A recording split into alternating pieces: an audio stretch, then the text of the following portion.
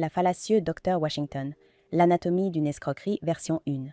Au cœur d'une ville côtière animée, loin des chuchotements tranquilles de son petit village natal, Trayvon Doc Washington menait une vie de duperie éblouissante. Les néons de la ville, toujours palpitants au rythme de la nuit, reflétaient le double battement de cœur de son existence. Le jour, il était l'incarnation d'un étudiant en médecine prometteur, chaque action étant une performance soigneusement chorégraphiée pour maintenir l'illusion d'un rêve poursuivi. La nuit, il se dépouillait de cette seconde peau, plongeant tête la première dans l'étreinte hédoniste de la vie nocturne vibrante de la ville. Le parcours de Trayvon vers ce précipice de mensonges a commencé dans le sillage d'une enfance marquée par la perte et la résilience. Orphelin dès son jeune âge, il était un phare de potentiel au milieu de l'adversité. Son intellect, une étoile brillante que beaucoup dans sa communauté, y compris son oncle James, soutenaient. Oncle James, un homme dont l'histoire était elle-même un témoignage des vertus de la persévérance et de l'intégrité, voyait en Trayvon la continuation d'un héritage. C'est avec cette confiance inébranlable dans le potentiel de son neveu qu'oncle James finançait généreusement ce qu'il croyait être les études de médecine de Trayvon. Chaque mois, comme une horloge, les chèques ornés de la signature de l'oncle James trouvaient leur chemin vers Trayvon, chacun étant à la fois une bouée de sauvetage et une chaîne. Avec ces fonds venait l'attente de progrès, de jalons franchis dans les prestigieux couloirs d'une école de médecine. Trayvon, pris dans le piège qu'il avait lui-même tissé, devint un maître de l'illusion. Relevés de notes, confirmation d'inscription et photographies, chacun un maillon forgé dans la chaîne de tromperie, était envoyé à oncle James, dessinant le portrait d'un futur médecin sur le point de la grandeur. Pourtant, c'est dans la création de Clinico que la mascarade de Trayvon a pris vie. Niché dans un bâtiment quelconque, avec sa façade discrète démentie par l'effervescence à l'intérieur, Clinico était un monument à l'audace de Trayvon. Ici, il était Doc, le visionnaire à la tête d'une clinique qui se dressait comme un phare pour ceux incapables de naviguer dans les complexités des soins de santé traditionnels. Son équipe, un groupe hétéroclite d'amis et de connaissances, était emportée par la conviction de Trayvon, leur rôle dans la clinique brouillant les lignes entre la complicité et innocence. Alors que le soleil se couchait et que les lumières de la ville commençaient leur danse nocturne, l'autre vie de Trayvon devenait le point central. Le calme stérile de la clinique céda la place à la symphonie chaotique de la nuit. Entouré d'amis, le battement pulsant de la musique très éloignée du bip rythmique des moniteurs de la clinique, Trayvon trouva un répit dans l'anonymat de la foule. Ici, dans le brouhaha de la vie nocturne de la ville, le poids de sa double existence semblait se lever, ne serait-ce qu'un instant. Mais aux heures calmes du matin, alors que les échos de la fête s'effaçaient au loin et que l'ardeur de la ville cédait la place à une paix passagère, Trayvon était laissé à affronter la réalité de ses choix. L'appartement, un témoin silencieux et austère du tumulte de sa vie, n'offrait aucun répit face à l'introspection qui rongeait les marges de sa conscience. Debout sur le balcon, la ville s'étendait devant lui. Trayvon réfléchissait à la pérennité de sa façade élaborée. L'enseigne au néon de l'autre côté de la rue, avec son scintillement incessant, semblait se moquer de l'instabilité de sa situation. Un rappel brutal de la fragilité du monde qu'il avait construit. Dans ces moments de solitude, Trayvon luttait avec la dualité de son identité, la promesse d'un avenir forgé dans le creuset de travail acharné et d'intégrité, comme prôné par oncle James, se heurtait à l'attrait de la gratification immédiate que lui offrait sa voie actuelle. Pourtant, alors que l'aube approchait, jetant une lumière douce sur la forme endormie de la ville, Trayvon se résolut à continuer la comédie. Les chèques de l'oncle James, la clinique et les nuits d'oubli étaient les fils qui tissaient le tissu de son existence actuelle, chacun témoignage d'une vie vécue sur le précipice de la découverte et chute. Alors que le premier chapitre se termine, la scène est prête pour le dénouement du monde soigneusement construit de Trayvon. Les questions d'identité, de moralité et de rédemption persistent, établissant le ton pour le voyage à venir. Le chemin que Trayvon a choisi est jalonné d'ombre et de lumière. Chaque pas en avant, une danse sur la corde raide qu'il avait lui-même tendue. L'aube dans la ville côtière apportait avec elle la marche implacable du progrès. Les gratte-ciel s'élevant toujours plus vers le ciel, leurs façades de verre capturant les premiers rayons du soleil. Au milieu de ce paysage d'ambition, l'entreprise de Trayvon, Clinico, se dressait non pas comme un témoignage de progrès, mais de l'audace de la tromperie. Clinico est né de la nécessité, une façade tangible pour masquer le vide de l'inexpérience médicale de Trayvon. Situé dans un modeste bâtiment qui avait connu des jours meilleurs, il était loin des structures stériles et imposantes qui abritaient les pratiques médicales légitimes de la ville. Pourtant, à l'intérieur de ces murs, Trayvon trouvait l'apparence de la réalité qu'il avait promise à oncle James. Pour le monde extérieur, Clinico était une modeste clinique communautaire, offrant des soins de santé abordables à ceux marginalisés par le système médical conventionnel. Trayvon, utilisant son charisme et son intelligence innée, se présentait comme un champion des démunis, une histoire qui résonnait avec beaucoup de gens dans la ville animée, créant l'illusion. Les opérations de la clinique étaient une danse soigneusement chorégraphiée d'illusions et de demi-vérités. Les amis de Trayvon, attirés dans son orbite par la force de sa conviction, prenaient des rôles pour lesquels ils étaient désespérément mal préparés. Miranda, avec son esprit vif et sa loyauté indéfectible envers Trayvon, devint l'infirmière de facto de la clinique, chaque geste sous la direction de Trayvon étant un pas dans le ballet délicat de la tromperie. Alors que les patients commençaient à affluer, attirés par la promesse de soins abordables, la clinique bourdonnait d'une apparence de légitimité. Trayvon, avec un mélange de jargon médical répété et d'empathie sincère, naviguait chaque consultation avec une dextérité qui dissimulait la vacuité de ses qualifications. Un mince voile d'authenticité était maintenu grâce à une combinaison de traitements placebo, d'interventions bénignes et de la référence occasionnelle à de vraies installations médicales pour les cas plus graves. Le visage des mécènes, oncle James, toujours le bienfaiteur silencieux, pesait lourdement dans la conscience de Trayvon. Chaque chèque de son oncle, chaque lettre de gratitude pour l'opportunité offerte était un poids sur les épaules de Trayvon. L'Earthstone clinique, dans toute son efficacité orchestrée, était un monument à ce fardeau, un rappel constant de l'abîme entre l'attente et la réalité, un miroir fracturé, bien que Clinico prospérait en apparence, la fondation sur laquelle il reposait était minée par fissures.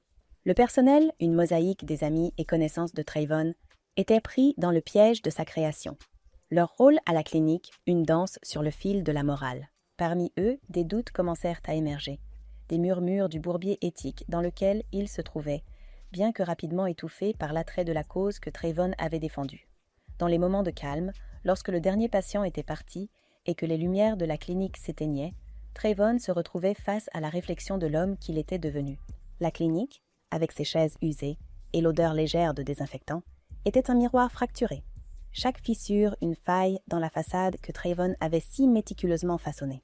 À mesure que le chapitre se ferme, la dualité de l'existence de Trayvon devient de plus en plus prononcée. Le jour, il est le visionnaire de la clinique, un phare d'espoir pour les démunis. La nuit, il retourne dans l'étreinte de la vie nocturne de la ville, les festivités étant un baume momentané pour la culpabilité tenace qui ombre chacun de ses pas. L'équilibre est précaire. Chaque jour, un pari dans le jeu à haut risque de tromperie dans lequel Trayvon s'est piégé. Alors que la ville se réveillait à un autre jour sous l'œil vigilant du soleil levant, Trayvon Washington commença sa préparation minutieuse pour la performance de la journée à Clinico. Chaque rituel matinal, depuis l'enfilage de sa blouse blanche jusqu'aux phrases répétées d'empathie et de souci, était une étape dans la danse complexe de la tromperie qu'il avait chorégraphiée. Trayvon, le phare. Entre les murs de Clinico, Trayvon, transformé. N'étant plus seulement un jeune homme vivant aux marges de la légalité, il était devenu Doc, le chef vénéré d'un sanctuaire pour les défavorisés. Ses mots, soigneusement choisis, tissaient une tapisserie d'espoir pour ceux qui franchissaient les portes de la clinique, chaque fil étant un mélange délicat de vérité et de fabrication. L'ensemble. La clinique fourmillait d'activités, son personnel évoluant avec un but inspiré par le leadership charismatique de Trayvon. Miranda, désormais le visage de la compassion et du soin, naviguait dans son rôle avec une grâce qui ne laissait rien paraître de l'agitation intérieure. Sa relation avec Trayvon, complexe et entrelacée avec le destin de la clinique, servait de courant sous-jacent silencieux à leur interaction quotidienne. Le reste du personnel de la clinique, un ensemble d'amis qui avaient adopté la vision de Trayvon, se trouvait de plus en plus pris dans la toile de son récit. Chaque jour apportait de nouveaux défis, de nouveaux patients et de nouveaux dilemmes éthiques. Les frontières entre le bien et le mal étaient brouillées par la mission dominante de la clinique, la visite. Le jour où oncle James a décidé de rendre visite était marqué par une tension palpable qui imprégnait l'air de Clinico. Trayvon, averti par une lettre empreinte de fierté et d'anticipation, a orchestré les opérations de la clinique avec encore plus de précision. La présence de l'oncle James à la clinique n'était pas seulement une visite familiale, c'était une inspection, un test de la légitimité des efforts de Trayvon. Alors qu'oncle James traversait la clinique, ses yeux perçants ne manquèrent aucun détail. Les chaises usées mais propres dans la salle d'attente, le bureau de réception soigneusement organisé, et le personnel se déplaçant avec un sens de l'objectif, peignaient tous le tableau d'un cabinet médical prospère. Pourtant, sous la surface, l'intuition de l'oncle James murmurait un récit plus profond, une histoire non racontée, la danse du caméléon. Trayvon, très conscient du regard analytique de son oncle, exécutait la danse du caméléon avec une finesse inégalée. Chaque interaction avec le patient était une performance. Chaque diagnostic, un mélange soigneux de connaissances médicales répétées et de suppositions intuitives. Oncle James, observant à distance, il se trouvait déchiré entre l'admiration pour l'apparent dévouement de Trayvon et le doute persistant qui le rongeait.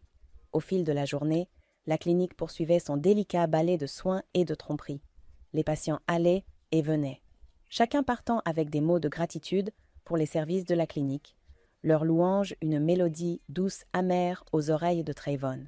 Le personnel, se rassemblant autour de Trayvon, ressentait le poids de l'examen attentif de l'oncle James, leur rôle dans la performance du jour exécuté avec un sens accru de l'urgence.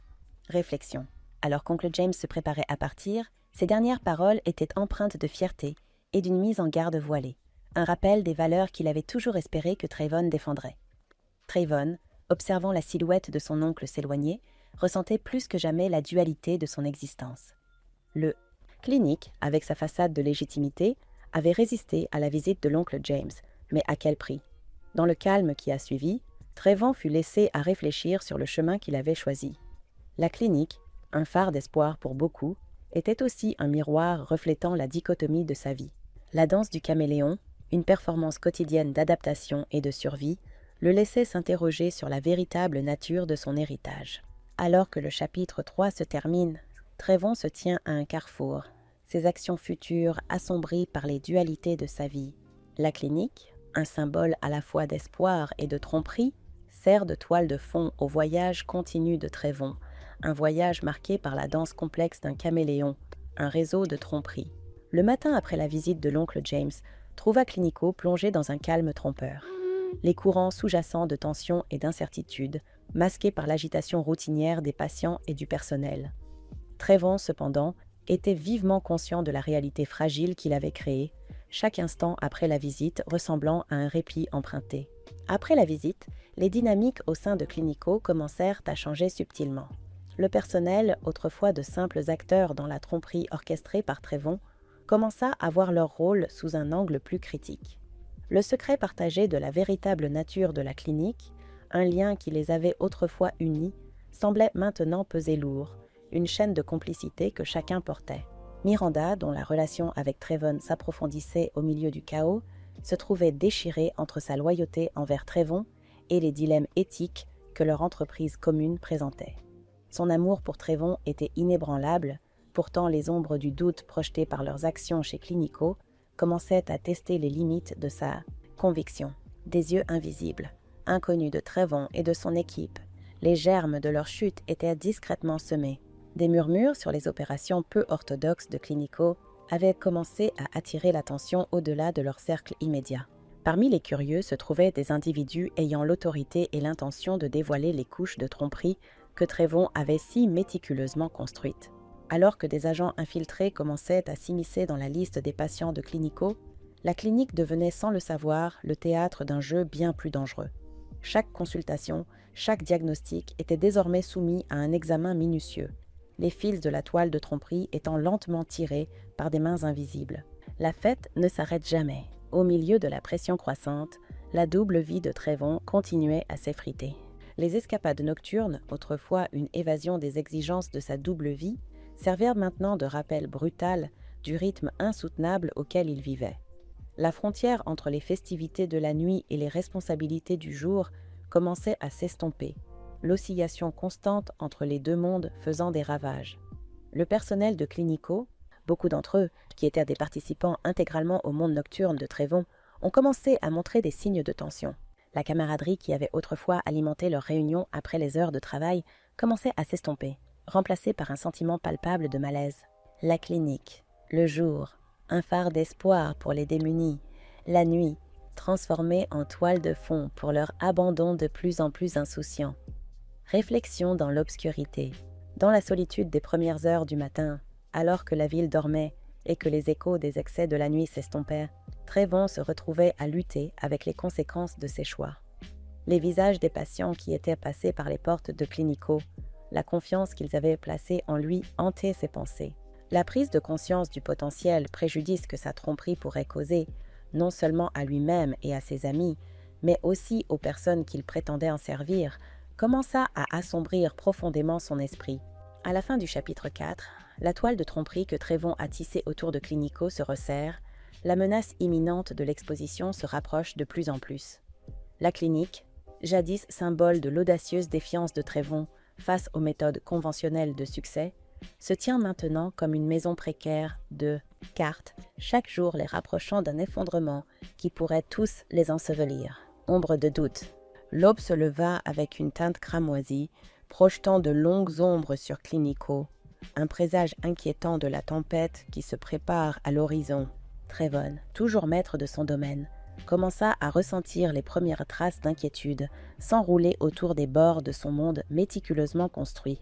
Le dénouement commence. Cela a commencé par de petites divergences, à peine perceptibles pour l'œil non averti, mais criantes pour ceux qui savaient où regarder. Un document égaré, un historique médical incohérent, la légère hésitation d'un membre du personnel lors d'interrogations, chacun un fil tiré du tissu de l'illusion de Clinico. Les agents infiltrés, leur déguisement en tant que patients impeccables, se déplaçaient à travers les opérations quotidiennes de la clinique avec une grâce prédatrice. Leurs observations, notées méticuleusement, commençaient à former un tableau qui contredisait le récit que Trevon avait si soigneusement élaboré. Parmi le personnel, la façade autrefois solide d'unité et de but commença à se fissurer. Les murmures de doute se transformèrent en conversations à voix basse dans des coins ombragés, des questions sur les implications éthiques de leurs actions et les conséquences potentielles qu'ils affrontaient. Miranda, prise entre sa loyauté envers Trevon et son malaise croissant, se trouva au cœur de ce tourbillon de doutes. Ces conversations avec Trevon devinrent plus entendues, les tensions tacites entre eux se manifestant dans des moments de silence qui en disaient long. La clinique, qui avait autrefois été leur rêve commun, semblait maintenant être la chose même qui les séparait. Et le parti est terminé. Les nuits de réjouissance incontrôlée, qui avaient autrefois servi d'échappatoire pour Trevon et son équipe, ont commencé à perdre leur éclat. Les rires étaient teintés d'inquiétude, les danses moins débridées, alors que la réalité de leur situation précaire commençait à s'imprégner dans leur conscience. La clinique, de jour, une maison de guérison, de nuit, se transformait en une scène pour leurs angoisses et peurs. Trevon, observant la transformation de son monde depuis l'œil du cyclone, ressentait le poids de ses décisions peser sur lui. La double vie qu'il avait menée, autrefois un acte d'équilibre excitant, ressemblait maintenant à un nœud coulant se resserrant autour de son cou. Un gardien silencieux, oncle James, toujours vigilant à la périphérie, sentit le changement de vent. Ses visites à Clinico, autrefois source de fierté, le remplissaient maintenant d'un sentiment d'appréhension. La fierté qu'il avait ressentie face aux réalisations de Trevon était lentement érodée par le soupçon que tout n'était pas comme il semblait. Dans un moment de confrontation silencieuse, oncle James a présenté à Trevon un choix non formulé, se confier à lui et demander conseil, ou continuer sur le chemin qui mènerait sûrement à la ruine. Trevon, pris dans les phares de l'inquiétude de son oncle, se retrouva à un carrefour. Les ombres du doute s'étendaient longues et sombres sur l'avenir qu'il avait imaginé. La crise de Cendrillon. Dans l'arrière-salle faiblement éclairée de Clinico, une énergie urgente et frénétique pulsait, alors que Trevon Doc, Washington et son équipe médicale improvisée se penchaient sur une silhouette étendue, immobile, sur un lit de camp préparé à la hâte. La fille, connue dans les cercles élitistes de la ville sous le nom de Cindy, surnommée affectueusement Cendrillon pour sa grâce et sa beauté, était maintenant une ombre pâle de son ancien être. Cindy, une descendante de la puissante famille Devereux, s'était retrouvée prise dans les griffes d'un style de vie dont son lignage ne pouvait guère la protéger. Sa descente dans le monde des narcotiques avaient atteint un point critique ce soir. Et dans leur désespoir de protéger le nom de la famille du scandale, son entourage avait choisi Clinico, la clinique souterraine, murmurée à voix basse pour sa discrétion. Trevon, sentant la gravité de la situation et le profil très médiatique de leur patiente, donnait des ordres avec un semblant de confiance qu'il était loin de ressentir. Miranda, les mains légèrement tremblantes, administra ce qu'ils espéraient être un antidote salvateur, croisant le regard de Trevon dans une prière silencieuse pour un miracle. La clinique, habituellement animée par la vitalité complète de ses opérations fictives, était étrangement silencieuse à l'exception des souffles courts et laborieux de la jeune femme qui vacillait entre la vie et la mort. L'équipe travaillait avec une ferveur alimentée par la peur et la prise de conscience accablante de leurs limites. Alors que les minutes s'étiraient en ce qui semblait être des heures, Cindy restait insensible. Son état ne s'améliorait pas malgré leurs efforts frénétiques. La réalité de leur situation, une réalité dure et impitoyable, la vérité commença à apparaître pour Trevon et son équipe. Leur château de cartes s'effondrait. Dans un dernier effort pour sauver Cindy, et peut-être leur propre peau, Trevon a pris la décision d'appeler les services d'urgence. Le hurlement des sirènes emplit bientôt l'air, annonciateur de la tempête imminente qui allait s'abattre sur Clinico. L'équipe médicale d'urgence a pris le relais avec une efficacité éprouvée. Leur évaluation professionnelle et leur action rapide contrastaient nettement avec les tentatives chaotiques de l'équipe de Trevon, tandis que Cindy était emmenée, son sort en suspens. La grande faucheuse semblait rôder dans les ombres de la clinique, témoin silencieux de la folie de jouer aux médecins. L'incident avec Cindy, la Cendrillon de l'élite de la ville, devint le catalyseur du déclin de Clinico. Trevon, l'architecte de cette grande tromperie, ne pouvait que regarder l'empire qu'il avait construit sur des mensonges et des demi-vérités s'effondrer autour de lui. L'issue presque fatale de leur intervention mal équipée mise à nu le jeu dangereux auquel ils jouaient, préparant le terrain pour la chute inévitable qui les attendait. Alors que les portes de la clinique se refermaient derrière l'ambulance en départ, où le poids de ce qui s'était passé pesait lourdement sur ceux qui restaient. Les échos des respirations superficielles de Cindy semblaient persister, un rappel obsédant de la limite qu'ils avaient presque franchie. La clinique du charlatan, autrefois un centre d'espoir illusoire et de remèdes fabriqués, se tenait maintenant au bord d'une confrontation qu'elle ne pouvait pas éviter. Alors que le chapitre touche à sa fin, la clinique se tient au bord de l'exposition. Sa fondation de mensonges et de demi-vérités commence à s'effondrer. Les relations à l'intérieur, tendues par le poids de leur tromperie collective, font face à l'épreuve ultime alors que les ombres du doute s'allongent. La mascarade se défait. De retour sur mon grizzly, sur La mon ville s'est boche. réveillée sous un voile de brouillard, une manifestation tangible de l'incertitude qui avait imprégné les fondations mêmes de Clinico.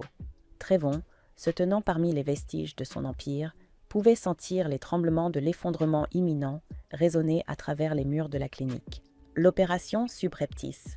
Les agents, ayant tissé un réseau de surveillance autour de Clinico, ont choisi ce jour pour resserrer l'étau.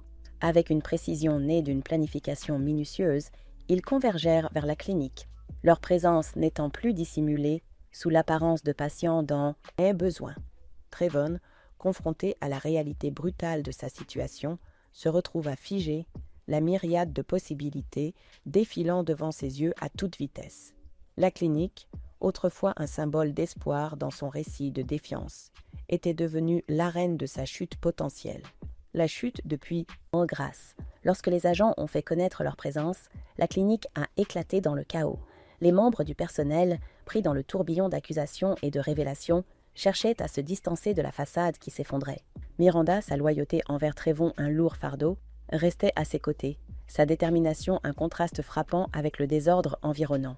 Les patients, témoins de ce drame qui se jouait, regardaient avec incrédulité alors que la vérité sur les opérations de Clinico était exposée et dépouillée. La confiance qu'ils avaient placée en Trevon et son équipe, autrefois inébranlable, semblait maintenant une trahison de la pire espèce.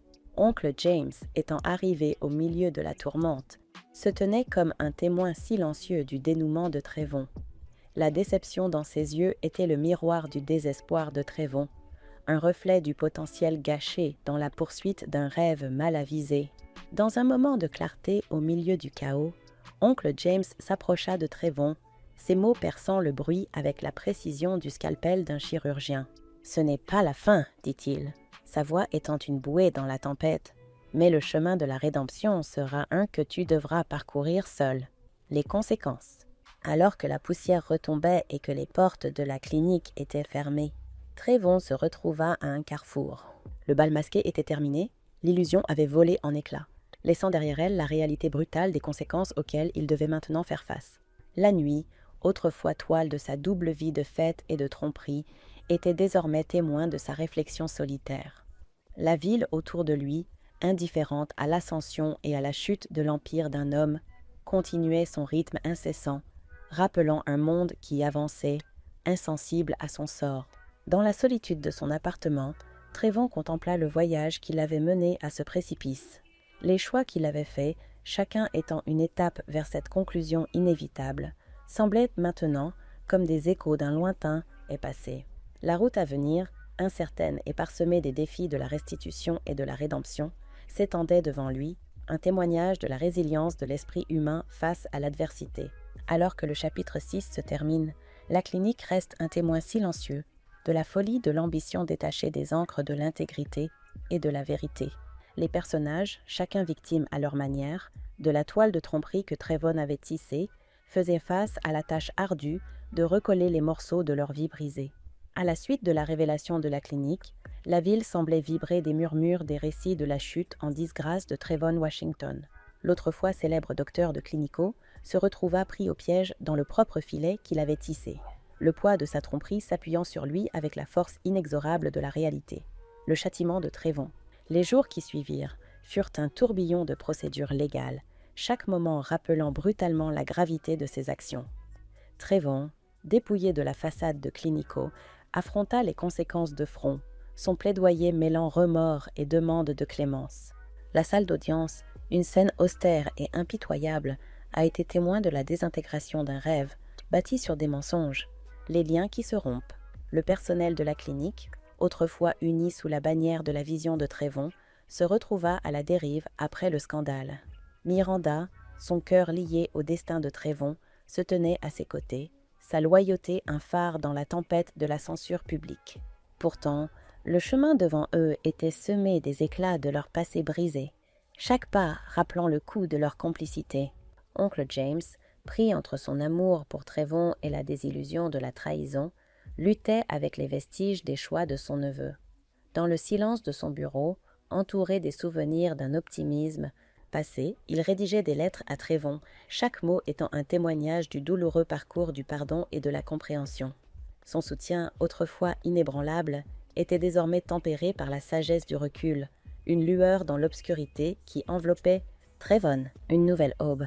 Alors que Trevon naviguait dans les conséquences de la chute de Clinico, la ville autour de lui poursuivait son indifférente marche vers l'avenir. La clinique, désormais fermée et silencieuse, se dressait comme un sombre rappel de la fine ligne entre ambition et orgueil. Les incursions nocturnes de Trevon dans le pouls vibrant de la ville avaient cessé, remplacées par une solitude réfléchie qui portait la promesse de la rédemption. Dans la solitude de sa cellule, Trevon trouva un sanctuaire inattendu, la quiétude offrant un répit du chaos de son ancien et la vie. Les murs austères, dépourvus des distractions du monde extérieur, sont devenus la toile sur laquelle il a commencé à esquisser les contours d'un nouveau départ. Les ouvrages juridiques et les textes médicaux qui remplissaient ses journées devinrent les outils de sa transformation. Chaque page tournée était un pas vers l'homme qu'il aspirait à devenir.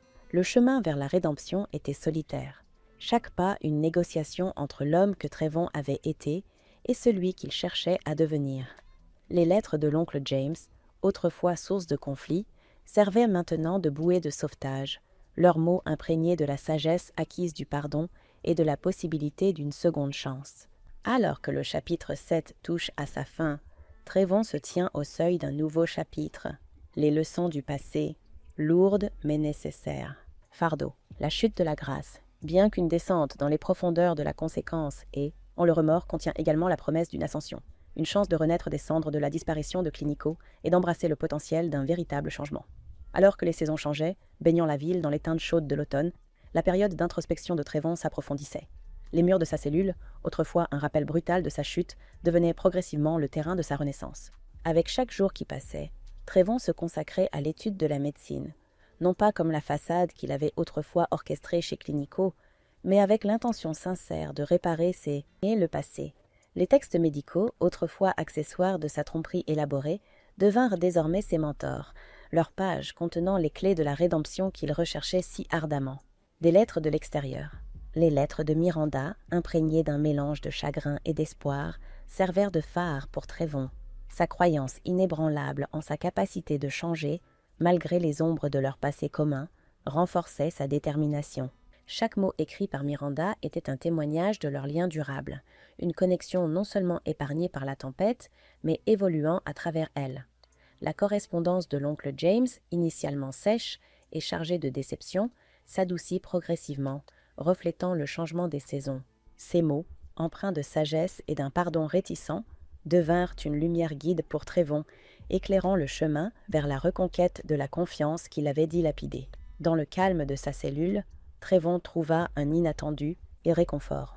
La solitude, autrefois une cage, lui offrait maintenant la clarté nécessaire pour trier les débris de son ancienne vie, pour confronter l'homme qu'il avait été, et pour forger l'homme qu'il aspirait à devenir. Chaque réflexion, chaque reconnaissance de son Les méfaits étaient un pas pour s'éloigner de l'ombre de Clinico et se diriger vers la lumière d'une rédemption potentielle. À mesure que la compréhension de la médecine de Trevon s'approfondissait, sa vision de l'avenir s'éclaircissait également. Il commença à envisager une vie où ses actions pourraient guérir plutôt que blesser, où ses connaissances pourraient être une source d'aide véritable. Cette vision, bien que lointaine et parsemée des défis de la réparation, devint la pierre angulaire de sa aspiration. En dehors des limites de sa cellule, la ville poursuivait son rythme implacable, le scandale de Clinico se fondant dans la mosaïque des récits urbains. Pourtant, parmi les murmures de la communauté, une curiosité prudente émergea quant à l'homme que Trevon devenait. Le récit, autrefois dominé par son tromperie, a commencé à envisager la possibilité de sa transformation, l'histoire de sa chute en disgrâce, devenant un récit provisoire de rédemption en cours. Trevon se tient au bord d'un nouveau chapitre de sa vie. Les leçons du passé gravées profondément dans la trame de son être. Le chemin vers la rédemption, bien que chargé des vestiges de sa chute, scintille également de la promesse de restitution et de véritables changements. Le voyage de Trevon, reflet de la capacité humaine plus large de transformation, devient un phare pour tous ceux qui se trouvent perdus dans l'ombre de leur choix, cherchant la lumière de la rédemption. La fraîcheur du début du printemps était dans l'air, signifiant renouveau et croissance, alors que Trevon sortait à nouveau dans le monde une fois de plus. Les portes derrière lui se fermèrent avec une finalité qui résonnait comme la clôture d'un sombre chapitre de sa vie. Devant lui se trouvait le chemin redoutable mais plein d'espoir de la rédemption et de la réintégration. Le monde auquel Trevon est revenu était sensiblement différent de celui qu'il avait quitté. La ville, avec son paysage en constante évolution, semblait indifférente à son absence et à son retour. Pourtant, dans cette tapisserie urbaine, Trevon a trouvé des poches de familiarité, de petits points d'ancrage dans l'immense mer de changement. Son retour a été accueilli par un éventail de réactions. Il y avait ceux qui le voyaient avec scepticisme, leur souvenir du scandale de Clinico encore frais dans leur esprit. D'autres abordaient avec un optimisme prudent, intrigués par les récits de la transformation de Trevon derrière les barreaux. L'une des premières étapes de la réintégration de Trevon a été de se reconnecter avec Miranda. Leur réunion fut un moment poignant, comblant le fossé entre leur passé commun et l'incertain avenir. Miranda, qui avait évolué à sa manière pendant l'absence de Trevon, l'accueillit avec une joie mesurée, son amour désormais entremêlé à la sagesse de leçons durement acquises. Leur relation, mise à l'épreuve par la chute de Clinico et la séparation qui a suivi, commença à trouver un nouveau terrain. Les conversations autrefois dominées par des plans et des rêves liés à la clinique se sont maintenant approfondies, explorant les nuances du pardon, croissance et le désir commun de construire un avenir sur la base de l'honnêteté et de l'intégrité. Oncle James, le gardien silencieux du parcours de Trevon, restait une pierre angulaire dans la vie de son neveu. Réintégration. Leurs interactions, autrefois tendues par la déception et la trahison, avaient évolué en un mentorat fondé sur le respect mutuel. Les conseils de l'oncle James, ne venant plus d'un piédestal mais offerts en tant que compagnons sur le chemin de la rédemption, devinrent inestimables pour Trevon. Ensemble, ils naviguèrent les complexités de la restitution, avec oncle James facilitant les connexions et les opportunités pour que Trevon applique ses nouvelles connaissances et perspectives de manière significative. Encouragé par le soutien de Miranda et d'oncle James, Trayvon commença à explorer des voies où son talent et ses connaissances pourraient être utiles. En faisant du bénévolat dans les centres communautaires locaux, il a commencé à partager ses connaissances en matière de santé et de bien-être, non pas en tant que médecin, mais comme un homme qui avait traversé les profondeurs de la tromperie et en était ressorti avec un réel désir de contribuer positivement à la société. Ces sessions, initialement reçues avec scepticisme, ont progressivement commencé à susciter de l'intérêt. La franchise de Trayvon sur son passé, associée à son engagement manifeste à se racheter, a trouvé un écho auprès de moins nombreux. La communauté, autrefois méfiante, a commencé à l'adopter timidement, leur acceptation étant une mosaïque de compassion humaine et de croyance en les secondes chances.